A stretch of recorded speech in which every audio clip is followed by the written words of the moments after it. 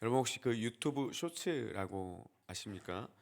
쇼츠는 그 유튜브의 영상을 한 1분 이내로 짧게 이제 요약해서 보여주는 그런 컨텐츠입니다.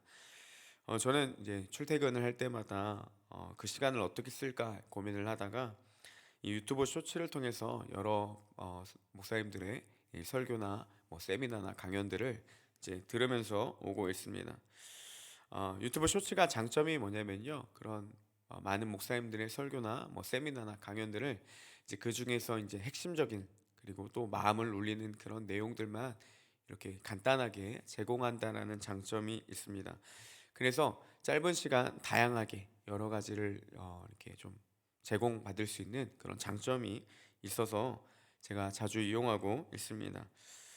그러고 보면 요즘은 마음만 먹으면요 다양한 방법으로 또 다양한 말씀들을 쉽게 접할 수 있는 시대 가운데 우리가 지금 살아가고 있습니다. 흔히 말하는 이 말씀의 홍수 가운데 우리는 지금 살며 이 신앙생활을 하고 있습니다. 유명한 목사님들의 설교는 물론이고 다양한 주제의 세미나를 이제는 직접 그곳곳에 찾아가는 불편함도 덜 수도 있고요. 또 많은 시간과 재정을 들이지 않고서도 쉽고 편하게 또 내가 듣고 싶은 다양한 주제들을 마음만 먹으면 쉽게 접할 수 있는 그런 시대 가운데 우리는 살고 있습니다.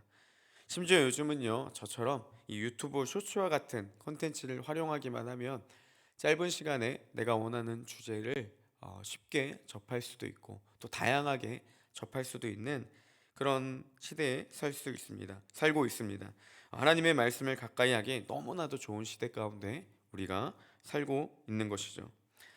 이렇게 하나님의 말씀을 접하기 쉬운 시대 그리고 경건 생활을 하기 좋은 시대 가운데 우리가 살아가고 있지만 한편으로는 안타까운 것은 수많은 말씀을 우리가 접하고 또 수많은 신앙에 도움이 되는 그런 콘텐츠들을 쉽게 적용할 수는 있겠지만 이런 환경과 비례적으로 신앙이 성장한다. 이것은 또 아니라는 사실입니다. 아무리 좋은 설교자의 말씀을 듣고 세미나를 통해 많은 깨달음과 많은 지적인 것들이 채워진다 하더라도 그 모든 말씀들이 내 삶에 영향을 주지 못한다면 그 말씀이 전혀 나와 상관이 없다라고 한다면 그래서 내 삶에 아무런 열매도 맺지 못한다면 우리가 아무리 많이 듣고 많이 접하고 많이 안다고 할지라도 그것이 아무런 유익이 우리 가운데 없다라는 것입니다. 결국 우리가 좋은 환경 가운데 접하는 것도 중요하지만 더 중요한 것은 그것이 내 삶에 영향을 주는 것 이것이 무엇보다 중요하다는 것이죠. 이런 관점으로 보면 좋은 말씀을 많이 듣고 아는 것도 중요하지만 더욱더 중요한 것은 그것들이 열매 맺는 삶, 우리의 삶에 영향력을 주는 것. 이것이 무엇보다 중요하다라는 사실입니다. 오늘은 이런 관점으로 좀 오늘 말씀을 보려고 합니다. 농사를 지을 때 좋은 종자의 씨를 뿌리는 것은 매우 중요합니다. 많이 뿌리면 뭐 더 많은 열매를 맺을 수 있는 확률도 높겠죠. 그런데 오늘 말씀은요, 이 씨에 대해 초점을 두고 있지 않습니다. 씨가 문제가 아니라 바로 이 밭에 문제가 있는 것들을 초점으로 두고 보여주고 있습니다. 동일한 씨가 네 가지의 밭에 뿌려집니다. 길가에 뿌려진 씨가 있고요. 이 흙이 얕은 돌밭에 뿌려진 씨. 이것은 뭐냐면 그 밭에 돌이 많은 게 아니라 이 밑에 암석과 같은 큰 돌이 있어서 흙이 깊지 못한 그런 땅을 말하고 있습니다. 그리고 가시떨기에 떨어진 씨, 이 모두 이 세 가지 밭의 특징은 무엇이냐면 열매를 맺지 못하는 밭의 특징이 있습니다. 오직 좋은 땅에 떨어진 씨가 이 열매를 맺게 된다라는 것이죠. 그래서 어떤 것은 100배, 어떤 것은 60배, 어떤 것은 30배의 이 결실을 맺게 된다고 성경은 우리에게 전해주고 있습니다. 이 밭에 뿌려진 씨는요, 실제로 종자가 매우 좋은 씨였습니다. 왜냐하면 30배부터 어떤 것은 100배에 이르기까지 열매를 맺게 되는 씨라는 거죠. 그러니까 이 씨의 종자에는 전혀 문제가 없습니다. 중요한 건 무엇이냐? 어떠한 밭인지. 그 밭에 따라서 이 씨가 열매를 맺기도 하고 열매를 맺지 못하기도 한다는 것이죠. 여기서 씨는 하나님의 말씀으로 볼 수 있고 밭은 우리의 상태로 볼 수가 있습니다. 그러면 이 좋은 밭은 우리의 어떠한 상태를 이야기하냐라는 것이죠. 오늘 말씀에 나타나는 이 좋은 밭의 특징은요, 이 씨가 자라는 일에 아무런 방해가 없는 것이 특징이고 또 한 가지는 무엇이냐? 이 씨를 그 밭이 잘 받아들이는 그런 특징이 있다라는 것이죠. 그래야 이 씨가 잘 뿌리를 뻗고 열매를 맺을 수 있는 그런 잘 자랄 수 있는 배경이 된다라는 것입니다. 좋은 밭은 씨가 그 흙 속에 잘 심겨져야 합니다. 길가의 밭처럼 전혀 들어가지 못하면 안 된다라는 것이죠. 또한 뿌리를 잘 뻗어 내려야 합니다. 돌밭처럼 뿌리를 내리지 못하면 금방 햇빛이 그러니까 고난이 올 때 그것이 다 타고 말라버린다는 사실입니다. 그리고 가시덤불과 같은 이 방해 요소를 제거해야 한다라는 것이죠. 이 가시덤불을 제거하지 못하면 자라서 기온이 막혀버려서 그것이 열매를 맺지 못하게 된다는 겁니다. 즉 좋은 밭은 하나님의 말씀이 우리 가운데 떨어졌을 때에 우리에게 다가왔을 때에 아무런 방해가 없이 그대로 밭이 받아들여서 그 씨가 열매를 맺는 삶을 살아가는 것, 이것이 좋은 밭의 특징이라는 것입니다. 하나님의 말씀도 이와 같습니다. 하나님의 말씀이 열매 맺는 일에 아무런 방해가 없어야 된다는 것이죠. 사단이 말씀을 빼앗지 못하도록 우리는 늘 그 말씀을 간직해야 한다는 것입니다. 제가 특별히 이제 청년들에게 신앙생활 중에 강조하는 것 중에 하나가 무엇이냐면 말씀을 읽을 때나 큐티와 같이 말씀을 묵상할 때 그리고 설교를 들을 때에 꼭 강조하는 것 중에 하나가 무엇이냐면요, 내게 주시는 하나님의 말씀을 하나 한 가지는 꼭 붙들어야 된다는 겁니다. 많이 들었는데 아무것도 잡은 말씀이 없다면 문제가 있다는 것이죠. 꼭 그 중에 하나는 붙잡으라고 강조를 하고 있습니다. 왜냐하면 내 마음 가운데 하나님이 감동을 주시는 말씀 하나는 붙잡아야 우리가 그 말씀을 잡고 세상을 살아가며 분별력을 갖춘 채 살아갈 수 있기 때문입니다. 지금 나의 삶에서 나를 붙잡고 있는 말씀, 내게 주시는 하나님의 말씀을 간직하는 것은 신앙생활 하는데 무엇보다 중요하다는 사실입니다. 그리고 또한 이 말씀에 어떠한 불순물도 우리에게 주어져서는 안 됩니다. 말씀을 잘하게 하지 못하는 그런 방해되는 모든 것들을 우리는 다 쳐내야 한다는 것이죠. 내 경험이 말씀을 가리지 못하게 막아야 되고 세상의 가치관이 이 말씀의 씨가 자라지 못하도록 방해하는 것들을 우리가 쳐내야 한다는 것이죠. 이것저것 다 따져보고 순종하려는 우리의 교만한 마음 또한 우리는 다 멀리해야 한다는 것입니다. 그때 말씀을 순종할 수 있고 우리 말씀이 열매 맺는 삶으로 살아갈 수 있습니다. 그래서 저는 이렇게 생각합니다. 오늘 말씀 가운데 좋은 밭은 무엇이냐? 믿음으로 그 말씀을 받아들이고 순종으로 열매 맺는 삶이 바로 이 좋은 밭의 삶이라는 것입니다.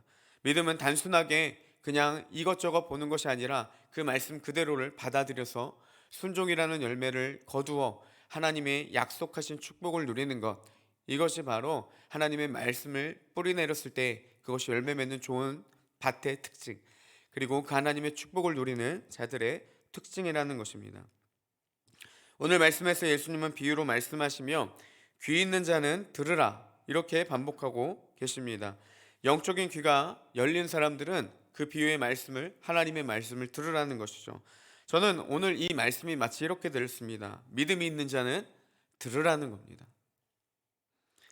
하나님은 성경을 통해 많은 축복을 주셨지만 이것 모든 것들을 다 동일하게 누리는 것은 아닙니다. 오직 좋은 밭을 가진 자, 하나님의 말씀을 믿음으로 받아들이고 그것들을 그대로 순종하며 하나님의 말씀이 자라나게 하는 것, 그것이 삶에 영향력을 주는 사람, 그런 사람들이 이 하나님의 말씀을 듣고 열매 맺고 나아갈 수 있다는 것이죠.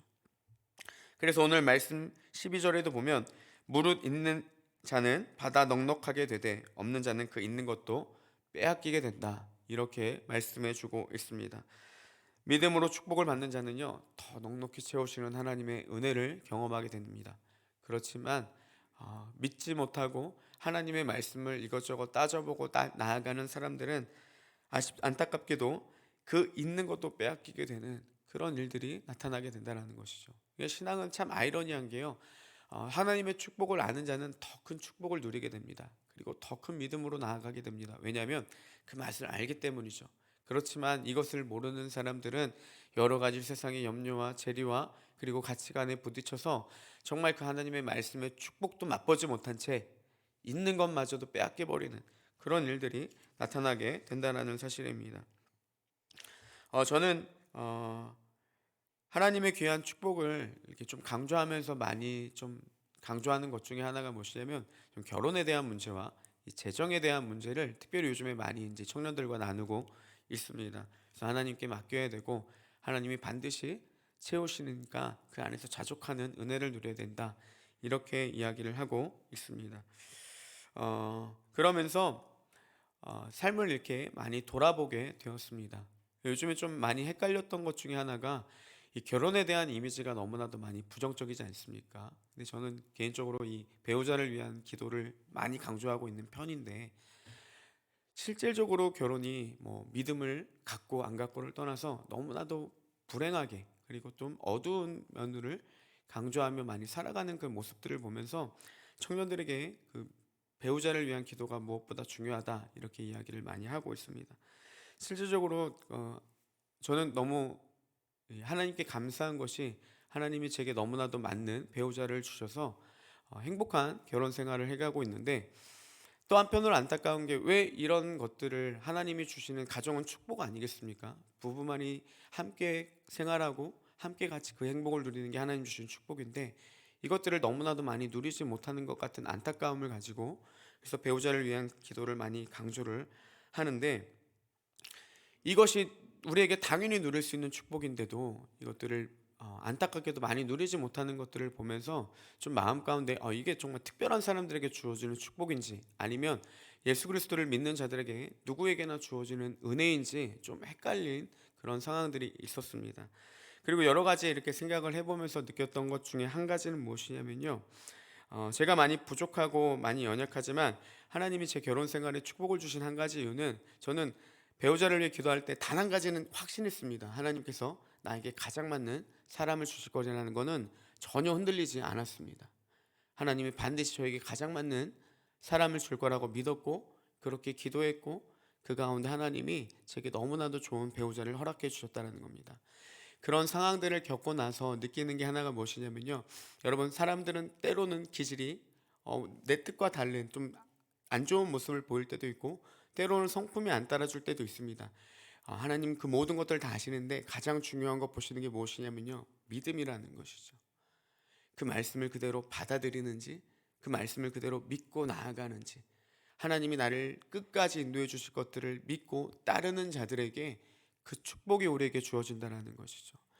여러분 세상에서 너무나도 많은 사람들이 돈 때문에 허덕이고 살아가고 있는데 하나님 반드시 말씀하셨습니다. 내가 너희를 반드시 먹이고 입히시겠다라는 거.